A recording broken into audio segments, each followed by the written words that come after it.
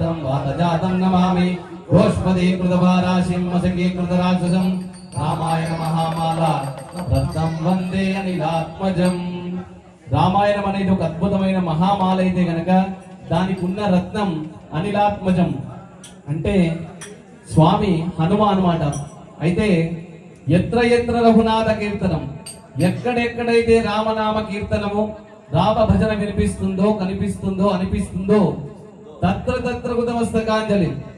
ఖచ్చితంగా ఆంజనేయ స్వామి వారు నేను హైదరాబాద్ లో జరిగితేనే వస్తానని కాదు, ఎక్కడ జరిగినా అది బండపెళ్ళైనా కాశీ అయినా ఇంకా ఏ క్షేత్రం అయినా సరే ఆంజనేయ స్వామి వారు ఖచ్చితంగా అక్కడికి వచ్చి మారిపోతారనమాట.